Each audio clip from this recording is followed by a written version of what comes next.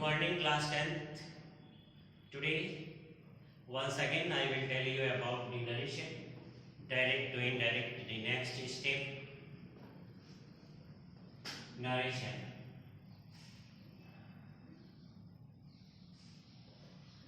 Direct to indirect. इसके अंदर कल मैंने आपको सिंपल सेंटेंस जो होते हैं इसके उसके बारे में बताया था, और आज मैं इसमें कुछ क्या होता है कि डायरेक्ट नरेशन के अंदर कुछ ऐसे सेंटेंस होते हैं जो एक्सेप्शंस होते हैं, अपवाद जिसको कहते हैं. तो उसमें क्या होता है, रिपोर्टेड स्पीच के अंदर टेंस चेंज नहीं होते हैं.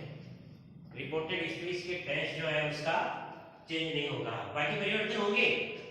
जैसे रिपोर्टिंग वर्ब में परिवर्तन करना है, या प्रोनाउन रिलेटेड परिवर्तन करना है, टाइम एंड डिस्टेंस रिलेटेड परिवर्तन करना है, वो सारे होंगे. लेकिन वर्ब रिलेटेड जो चेंज है वो नहीं होगा इसके अंदर. एक्सेप्शन जो होता है ना उसके अंदर वर्ब रिलेटेड ये सारे होंगे. लेकिन एक्सेप्शन अपवाद जो होता है, तो अपवाद वाले जो क्वेश्चन होते हैं उसका रिपोर्टेड स्पीच का टेंस जो है वो चेंज नहीं होगा. इस बात को आप विशेष तौर से समझें. जैसे पहले मैंने दे दिया कि Mister Sharma said to me. Mister Sharma ने मुझे कहा, क्या कहा कि the sun rises in the east. ये यूनिवर्सल ट्रुथ है. तो इसमें कहने का मतलब ये है कि यूनिवर्सल ट्रुथ है, या हैबिचुअल फैक्ट है, या हिस्टोरिकल फैक्ट है, या जनरल ट्रुथ है, या इडियम्स एंड प्रोवर्ब्स का एक्सप्रेशन होता है. तो उसमें क्या होता है, जब हम उसको इनडायरेक्ट नरेशन के अंदर बदलेंगे तो उसका टेंस जो है वो चेंज नहीं होगा. अब सबसे पहले देखिए, ये आपका रिपोर्टिंग वर्ब है. क्या है? Reporting verb. और ये है इसका रिपोर्टेड स्पीच. ठीक है, ये इसका सब्जेक्ट है और ये इसका ऑब्जेक्ट है.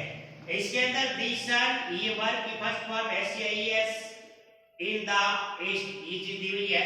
तो सबसे पहले जब हम इसको इनडायरेक्ट में बदलेंगे तो रिपोर्टिंग वर्ब में सेड के बाद टू प्लस ऑब्जेक्ट आया है, तो सेड टू टोल्ड के अंदर चेंज हो जाएगा.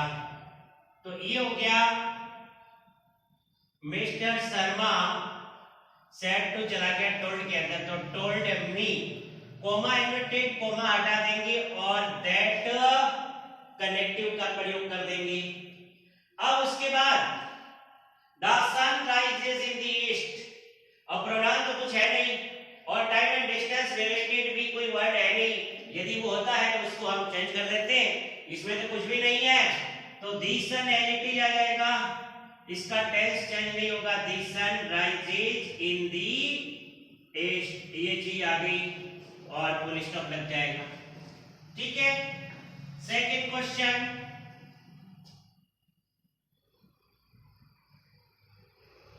हिस्ट्री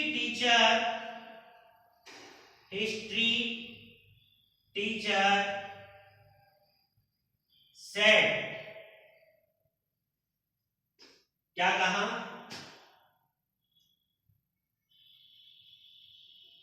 समुद्र गुप्त इज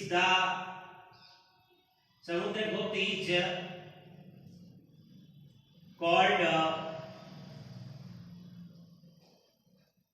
Napoleon of India.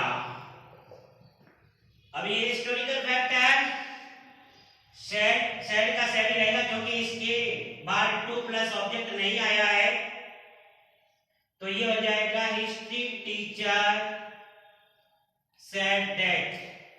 अब इसके अंदर यदि कोई प्रोनाउन या वर्ब है, मतलब वो टाइम एंड डिस्टेंस से रिलेटेड वर्ड है, तो उसको चेंज कर दिया जाता है.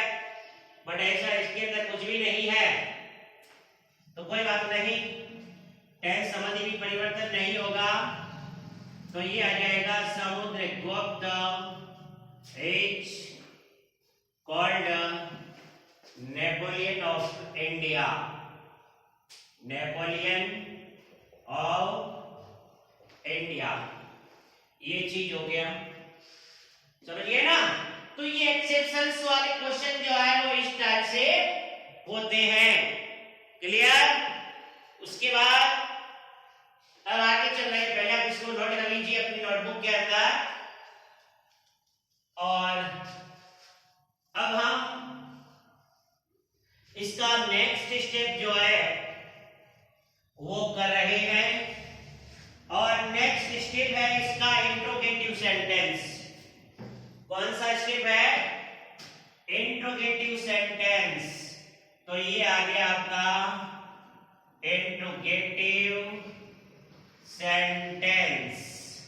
अब इंट्रोगेटिव दो टाइप के होते हैं इसके अंदर, ये सारी चीज रिपोर्टेड स्पीच के अंदर होगा।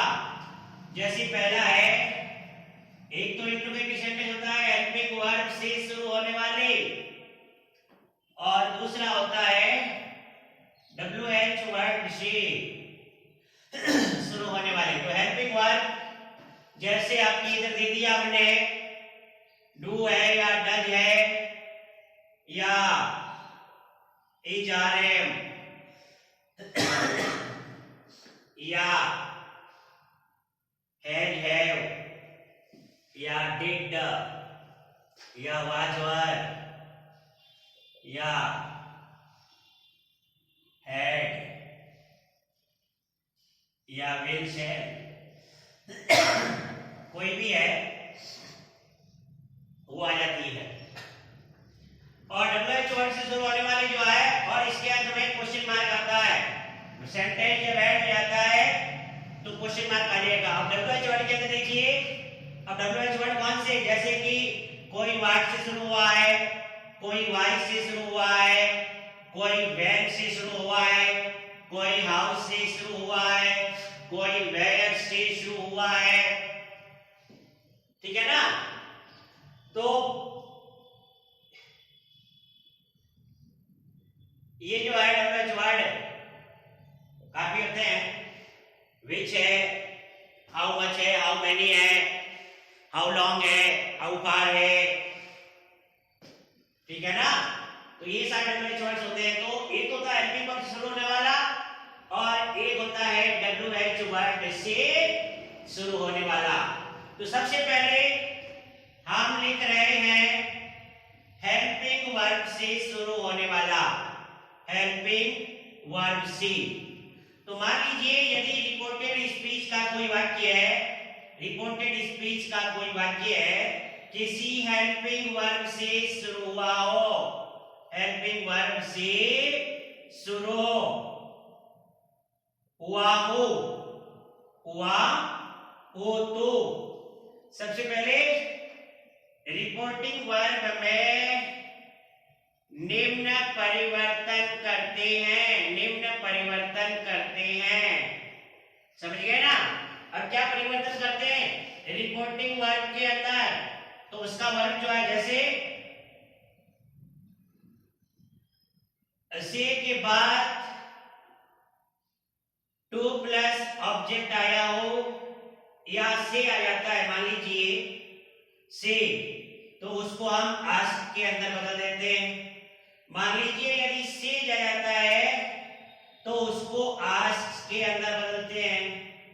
और मान लीजिए शेड आ जाता है तो उसको आस्क्ड में बदल देते हैं। ये तो रिपोर्टिंग वर्ड में परिवर्तन करना होता है। उसके बाद में कनेक्टिव वर्ड क्या आता है इसके अंदर? Connective word. अब कनेक्टिव वर्ड आएगा तो उसके लिए हम कोमा और एडिटेड कोमा को रिमूव कर देंगे, और उसके बाद या तो इफ का प्रयोग कर देंगे या वेदर का प्रयोग कर देंगे, ठीक है ना। दोनों में से किसी एक कनेक्टिव को, तो ये स्पेलिंग थोड़ा डिफिकल्ट हो जाता है, सपोज मान लो आपके लिए, तो इफ कनेक्टिव का प्रयोग हम कर सकते हैं। तो आपने या तो इफ लगाया या वेदर लगाया। अब रिपोर्टेड स्पीच में क्या चेंज करना है? सबसे पहले तो हमें क्या करना है, इंट्रोगेटिव जो सेंटेंस है, इंट्रोगेटिव जो सेंटेंस होता है, interrogative sentence change into affirmative sentence. किसमें चेंज होगा? एफर्मेटिव सेंटेंस के अंदर चेंज हो जाएगा। समझ गए? और जो क्वेश्चन मार्क होता है उसको रिमूव कर दो। क्या करेंगे? उसको रिमूव करके फुल स्टॉप का प्रयोग कर देंगे। समझ गए? बाकी रूल वही है। प्रोनाउन किस टाइप से चेंज होता है, वर्ब किस प्रकार से चेंज होगा, और टाइम एंड डिस्टेंस रिलेटेड यदि कोई वर्ड है तो वो किस प्रकार से चेंज होता है, वो I have already written to you.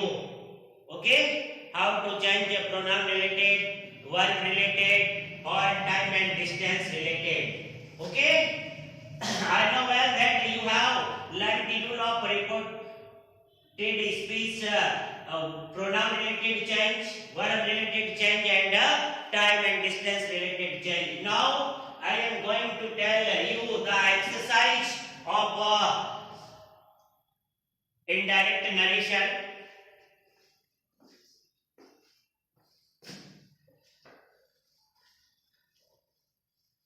Be attentive.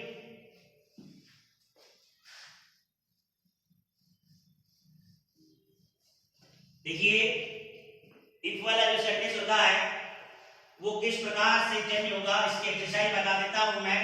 जैसे पहला सेंटेंस दे दिया, Ram said to me, comma inverted comma, do you play cricket today.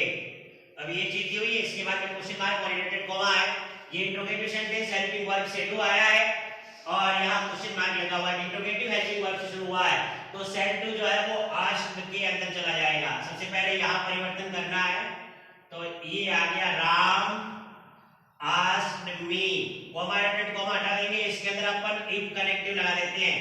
अब डू हट जाएगा, सबसे पहले सब्जेक्ट लगाना है क्योंकि इंट्रोगेटिव जो सेंटेंस है उसको अफर्मेटिव सेंटेंस के अंदर चेंज करना होता है। तो यू, सबसे पहले सब्जेक्ट लिखेंगे, सब्जेक्ट यू प्रोनाउन है और प्रोनाउन चेंज करने का formula I have already written you, son बटा 1 2 3, यानी फर्स्ट पर्सन प्रोनाउन सब्जेक्ट से, सेकंड पर्सन प्रोनाउन ऑब्जेक्ट से और third person pronoun no change. तो ये यू सेकंड पर्सन है, सेकंड पर्सन जो है वो ऑब्जेक्ट से चेंज होगा, ऑब्जेक्ट में मी दिया है, ये यू यहाँ फर्स्ट फॉर्म में है, तो मी का फर्स्ट फॉर्म क्या बनेगा? आई। अब इसका टेंस करिए, डू प्लस वर्ब की फर्स्ट फॉर्म प्रेजेंट सिंपल है और इनडायरेक्ट नरेशन के दौरान प्रेजेंट सिंपल जो है वो पास्ट सिंपल के अंदर चला जाता है। तो क्या होगा? इफ आई प्ले की सेकंड फॉर्म प्लेड, और ये हो जाएगा क्रिकेट, टुडे चला जाएगा दैट डे के अंदर, क्वेश्चन मार्क हटा करके फुल स्टॉप लगा